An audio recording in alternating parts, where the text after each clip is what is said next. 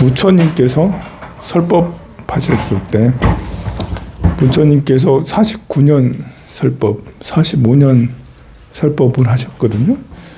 그렇게 오랫동안 설법을 하실 때 부처님께서 이제 설법도 부처님은 설법을 차제 설법, 차제로 계단식으로 설법을 하셨다. 근기에 맞게.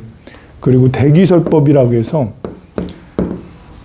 차제설법은 이게 1학년인지 중학생인지 고등학생인지 이것을 말하는 거고, 대기설법은 그 사람의 근기 인연에, 당시 인연에 따라 화난 사람에게는 화를 억제하고, 욕심이 많은 사람에게는 욕심을, 성욕이 많은 사람은 성욕을 없애는 이런 대기설법을 하셨는데, 차제설법으로 설법을 하시다 보니까요, 이제 그렇게 하셨다라는 것으로 팔만대장경을 이렇게 순차적으로 나누기도 해요.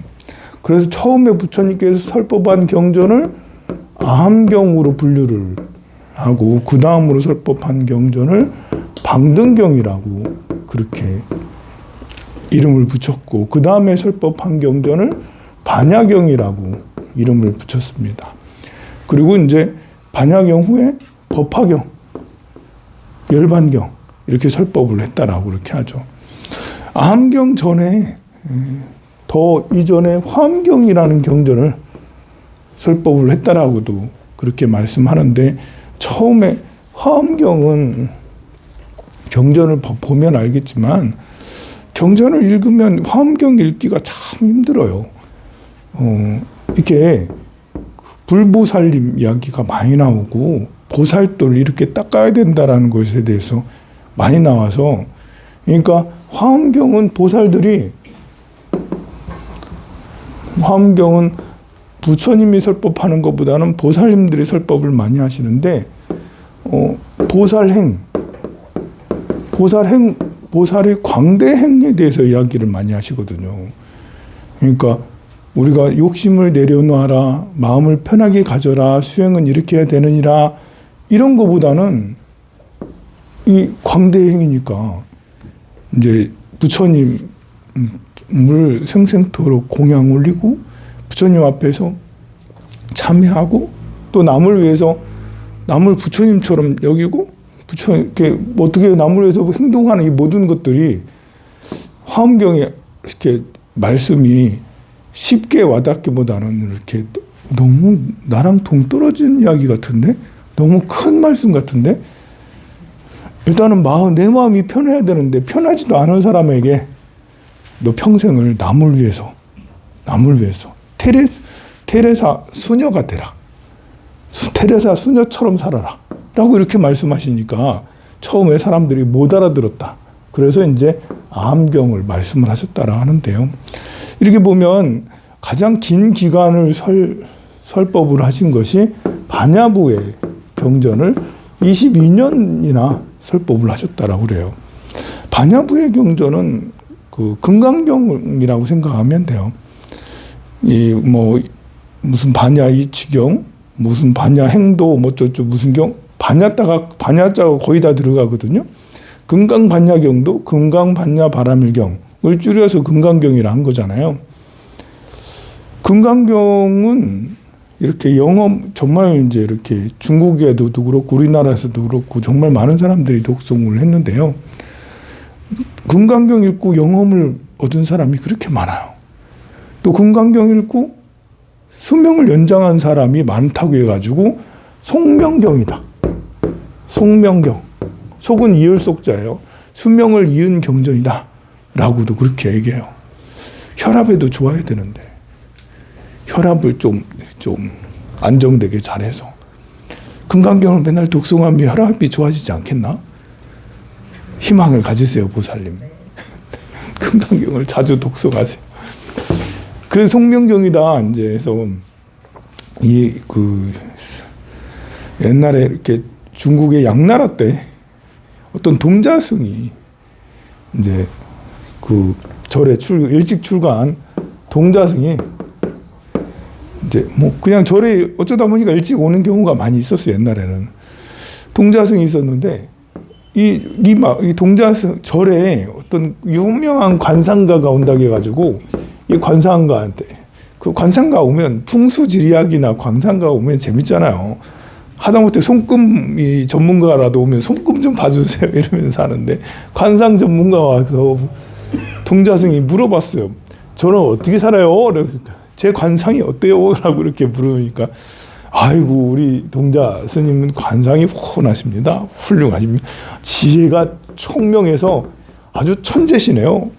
그런데요 18세에 죽겠는데요? 18세 단명 관상이에요. 다 좋은데 천재이신데 단명하십니다. 라니까 이 스님 동자 지혜 있다니까 좋다고 하다가 나중에 18살에 죽는다니까 엉엉 울면서 야 이거 어떻게 하냐 큰일이다 하면서 이 관상가가 유명해가지고 한 번도 틀린 적이 없대. 그래서 이제 스님한테 가가지고 저 죽게 생겼어요 18살에. 또 이 스님께서 하시는 말씀이 금강경을 독송해라. 매일매일 금강경을 독송하면 그러면 수명이 연장된다. 그래서 그 말 듣고는 정말 금강경을 매일매일 몇 번씩 매일매일 독송을 했어요. 어떻게 됐겠어요? 예, 18세가 무난하게 지나갔습니다. 18세가 무난하게 지나가고 90세까지 살았다고 그렇게 이야기를 하죠. 90세에 살면서 이렇게 스님께서 열반하실 때도 90세에 살면서도 그 금강경을 빠지지 않고 계속해서 독송을 했다라고 그러죠. 우리가 이제 금강경을 독송하든 정근을 하든 기도를 하든 어떤 기도를 하더라도 기도할 때 이렇게 이 스님이 금강경을 독송하는데 나 오래 살게 해주세요. 18살 안 돼요. 오래 살게 해주세요. 18살 안 돼요. 이러면서 그렇게 기도를 했을까요? 우리의 기도의 방법은 소원을 빌면서 기도하는 게 아니에요.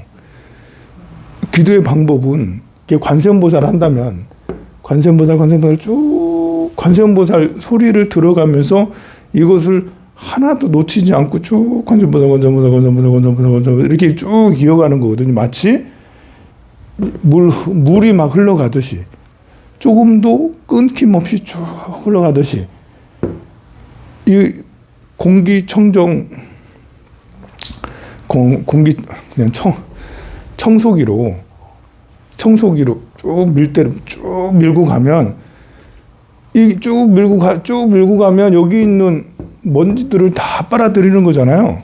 그런데 청소기가 고장 나가지고 돌다가 말다 이러면 여기 먼지는 이런데 먼지는 그대로 남아 있잖아요. 청소가 안 되는 거잖아요. 이거랑 비슷해. 청소기 가지고 쭉 빨고 이 기계가 끊어지면 안 돼. 청소기 전기가 나가면 안 돼. 기계가 고장 나면 안 되고 청소 밀고 쭉 가는데 여기서까지 쭉 가야지 먼지를 다 빨아들일 수 있잖아요. 그런 것처럼 관세음보살 하면 관세음보살 하는 그 소리를 들어가면서 관세음보살 하고 있는 나 자신을 관찰하면서 쭉 가는 거죠. 여기에 이제 끊어지면 안 돼. 끊어진다는 게 뭐겠어요? 갑자기 집에 가스불 켜고 왔나? 갑자기 그 생각이 나잖아. 기도하려고 하다 보니까 가스불 다 끄고 왔어요? 다 돌려놓고 왔죠? 그런데 갑자기 안 돌려놓은 것 같다. 갑자기 안 돌려놓은 것 같다. 냄비 올려놨다. 빨래 올려놓은 것 같다. 빨래 올려놓고 그냥 왔네? 그 생각이 들어오면 어떻게 되겠어요? 여기서 1시간 동안 나갈 수가 없어. 근데 집에 빨래 올려놓고 왔어. 여러분들은 1시간 동안 어떻게 했습니까? 1시간 나갈 수는 없으니까.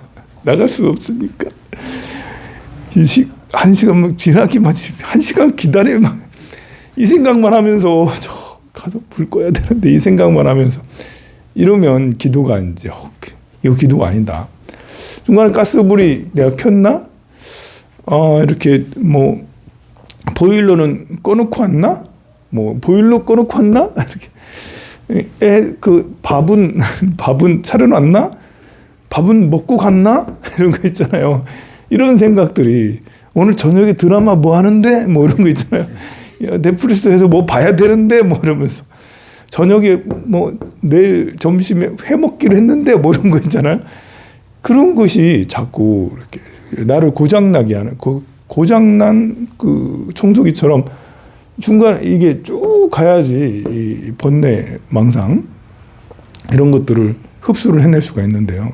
우리가 이제 이 번뇌 생각들을 기도를 한다는 건 그거예요. 이렇게 쭉 관세음보살 쭉 이렇게 하면서 다른 생각이 일어나지 않게 되는 거예요. 다른 생각이 일어나지 않을 때 어떤 현상이 나타나냐? 이게 업장이 소멸되는 현상. 그러니까 마음이 복잡하거든요. 번뇌가 많으면 그 마음이 화가 나. 화가 나는데 관세음보살 화가 나면 계속 화나는 것이 자꾸 생각이 나잖아요. 3초마다 계속 한 번씩 계속 화가 나는 것이 생각이 나가지고 나중엔 벌떡 일어나서 나간다고 기도하다가 화가 나니까 그래서 전화해. 내가 언제 그랬냐고 삼자대면 하자고 뭐 이러면서 그렇게 막 하잖아요. 근데 이제 그러지 않고 내가 그 선정력이 강하면 수행력이 강하면 관세음보살 쭉 하면 화가 일어났다가 툭 이렇게 돼야 되거든요. 그러면 이것이 이제 나중에는 이제 그 생각이 안 나. 화가 난 생각이 안 나게 되죠. 그런 것을 보고 업장이 소멸된다. 화를 쭉 내려놓는다. 이제 재물에 대한 생각으로 복잡해. 또 사람과의 관계에 대한 생각으로 복잡해. 몸이 아픈 것에 대한 생각으로 복잡해. 이런 곳에서 이제 관세음보살 하면 집중하는 것에 에너지를 더 쓰고 쭉 이어지기를 정말 조금이라도 그 사이에 간격이 다른 것이 들어오지 않게 하기 위해서 노력해서 쭉 해 나가면 그러면 이제 업장이 빨리 소멸되고 마음도 빨리 편해진다라는 거죠. 수행이 이런 식으로 이제 기도 이게 바로 기도예요. 불교에서 기도는 이거죠. 우리가 절을 하는 것도 마찬가지예요.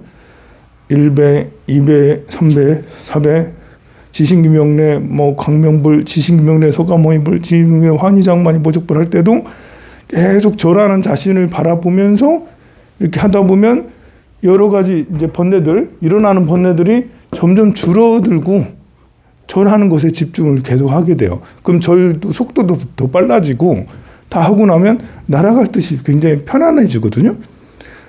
그것은 바로 내 마음이 평온해졌기 때문에 업장이 소멸되어졌기 때문에 평온해지는 현상이죠.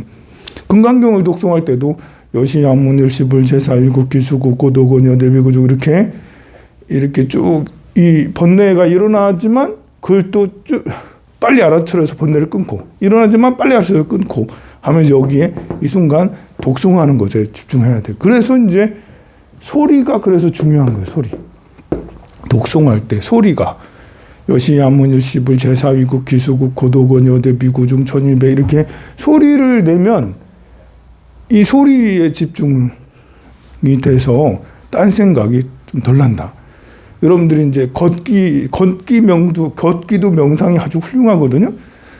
걷기 명상을 이렇게 하다 보면 걷다 보면 걷는데 더 집중할 수가 있잖아요. 걷는데 가만히 있으면 자꾸 딴 생각이 일어나요. 근데 걸으면 이제 걷는 나 자신의 몸을 관찰한다고. 그런데 이제 태화강처럼 이렇게 보이는 게 많으면 저 사람은 빨간 옷 입었네? 저 사람은 벌거벗고 다니네? 저 사람은 긴 머리 판마했네? 저 사람은 둘이서 다니네? 저 사람은 강아지랑 다니네? 뭐 이게 보이는 것마다 다 이제 분별을 하잖아요. 그러면 이제 이렇게 기도에 집중하는 힘이 좀 떨어져. 보이는 것만 다 이렇게 분별을 하긴 해요. 분별이 일어나죠. 보이니까 남자가 오네 하면 남자가 보이고 여자가 오네 여자가 보이고 하거든요. 그런데 이제 거기에 무심해져야 돼. 우리의 눈으로 통해서 인식되는 것은 어쩔 수 없어. 당연히 인식되니까. 그렇지만 그것에 저 사람 왜 강아지를 데리고 다니면서 힘들겠다 강아지 저렇게 맨날 강아지 밥도 주고 맨날 데리고 운동시키려면 본인이 여기까지 가면 안 된다라는 거지. 강아지를 데리고 오면 데리고 오는 갑다. 그 물끄러미 데리고 오는 갑다. 그 둘이서 선남선녀가 둘이서 오면 이렇게 오면 저 시절 좋은 때 이렇게 할 필요 없이 둘이서 지나가는 갑다. 중년에 이제 남녀가 지나가면 거의 둘이서 연애를 하나 이렇게 생각할 게 아니고 그런 생각하지 말고 그냥 지나가는 갑다. 이렇게 그 사람이 이렇게 뭐 이렇게 뛰고 그러면 뛰어가는 갑다. 사이클 타고 오면 사이클 타고 오는 갑다. 이러는 거죠. 내 아들 닮았구나 이러면서 쟤는 멋있게 생겼다. 쟤는 예쁘게 생겼다. 화장이 왜 저러냐 이런 것까지 생각을 하면서 시비를 할 필요는 없다는 거죠. 그것이 번뇌가 돼서 오히려 복잡해지니까요. 그런 걸 끊고 걷기 명상하면 관세음보살 소리를 좀 내도 되고요. 소리를 안 내고도 그냥 마음으로 관세음보살 쭉 하면서 이렇게 가면 이게 몸하고 같이 가기 때문에 그래도 걷기 명상이 굉장히 효과가 커요. 이제 걷기 명상이 아니고 집에서 나 혼자, 법당에 나 혼자 할 때 염주도 되게 좋죠. 염주를 돌리면서 법당에서는 소리 내기가 좀 어렵잖아요. 사람이 남아있는 게 아니니까. 그럴 때는 관세음보살 돌리면서 이렇게 관세음보살 이렇게 하면 그러면 이제 그 다른 데로 갈라 했던 그런 생각들이 다시 또 돌아올 수 있고 달려있던 생각이 또 돌아올 수가 있어요. 그래서 쭉 꾸준하게 가는. 이것이 또 좋은 게 뭐냐면 우리가 이제 백일기도 이렇게 백일기도 하는 이유가 여러 가지가 있지만 출산, 임신을 위한 백일기도 요즘에는 뭐 결혼 못하는 사람들도 있지만 결혼해서 아이가 안 들어서는 경우도 정말 많아요. 그러면 스님 제 사주에는 아이가 없나요? 사주에 아이가 없는 사람이 어디 있어요? 사주에 아이가 없는 사람, 사주에 남자가 없고 사주에 여자가 없고 이런 사람 없어요. 왜 없냐면 8글자 안에서는 정말 없을 수 있어. 남자도 없고 아들도 없고 딸도 없고 그럴 수는 있어요. 그런 이제 운에서는 오늘 내일 이달 다음 달 올해 내년 여자운이 들어오고 자식운이 들어오고 그리고 관운도 들어오고 재운도 다 들어와요. 관도 없고 재도 없고 남자도 없고 뭐 이렇게 자식도 없고 이렇게 다 한탄할 게 아니에요. 항상 운으로 대운으로 연운으로 월운으로 다 들어오기 때문에 그때 하면 되는 거예요. 그때 여자가 없으면 그때 운세로 여자운이 오면 그때 여자를 만나서 잘해줘서 결혼하면 되는 거예요. 자식이 없으면 연운으로 또는 월운으로 올 때 아이를 가져서 이렇게 낳으면 되는 거예요. 근데 사람들은 원리를 잘 모르잖아. 사람들이 이런 어설프게 공부한 사람들은 사주에 자식이 없네? 사주에 남편이 없네? 사주에 관이 없네? 직업 직장이 없네? 이런 식으로 이렇게 해가지고 호도하는 사람들이 많아서 여러분들이 내 사주에 우리 딸 사주에 자식이 없나요? 그 아이가 안 생기니까 자꾸 그런 걸 물어봐요. 아니라니까요. 또 자식이 있어도 요즘에 자식이 있어도 심지어 여기에 있어도 여기나 여기에 있으면 반드시 자식을 갖게 되거든요. 자식 인연이 더 강해요. 그런데도 불구하고 자식이 안 생겨. 그만큼 이제 사람들이 아이를 안 낳다 보니까 세상의 에너지가 자식을 덜 갖게 하는 그런 에너지로 변하고 있는 것 같아요. 그러면 그럴 때 어떻게 하겠어요? 백일기도를 해야죠. 백일기도. 아니 임신하고 백일기도랑 무슨 상관이 있냐? 이게 여러분들도 다 잘 알듯이 아이가 이제 이렇게 들어서는 데는 그냥 인연이 그냥 깊으면 그냥 이제 하룻밤만 자도 그냥 아이가 스쳐가다가 아이가 들어서는 경우도 있잖아요. 그런데 이제 그러지 않을 경우에는 이제 그 임신이 되지 않는 여러 가지 이유가 있는데 그 중에 이제 스트레스가 많으면 또 건강이 좀 허약하면 그러면 잘 들어서지 않잖아요. 기도를 한다라는 거 아까 조금 전에 기도하는 방법을 했었잖아요. 이 기도하는 방법은 이 마음이 이 들쑥날쑥 번뇌로 인해서 스트레스로 인해서 들쑥날쑥 하던 이런 것들을 점차로 줄여가는 것이죠. 집중으로. 이렇게 난잡한 마음이 혼란스럽고 복잡한 마음이 관세모살 하면서 점점 이 집중해져 나아가는 이것은 에너지가 순도가 높은 에너지가 되는 거죠. 그래서 이제 마음도 편안해지고 몸의 기혈도 잘 돌고 또 행복한 마음도 더 커지고 기도를 하면 당연히 이렇게 되는 거예요. 그러면 이제 100일 기도를 시작하기 전에는 마음이 복잡해. 근데 100일 기도를 탁 절에서 하든 어디서 하든 쭉 하다 보니까 점점 이것이 줄어드니까 그러니까 여기서 임신을 할 수가 있는 그런 거죠. 임신뿐만 아니라 다른 소원도 우리 아들 합격하게 해주세요 이런 것들도 점차로 이렇게 혼란스러우면 내가 아들 앞길을 막고 있는 걸 수도 있는 거잖아요. 엄마가 늘 우울증에 뭐 힘들어 죽겠다고 맨날 전화만 하면 맨날 힘들어 죽겠다. 아들아 나 죽겠다. 나 살려줘. 나 죽어. 맨날 그러고 있으면 아들의 앞길을 막는 것과 다르지 않잖아요. 그런데 점점 이렇게 지고지순해지면 야, 우리 어머니 대단하다. 나도 어머니한테 길을 받는 것 같아. 이 정도 되면 그러면 이제 이렇게 그 아들 딸에게도 이렇게 뒤에서 밀어주는 효과가 있게 되는 거죠. 남편 사업 성취도 이런 것들도 마찬가지겠죠. 자, 그래서 기도는 이렇게 하면 좋습니다. 여기까지 할게요. 성불하세요.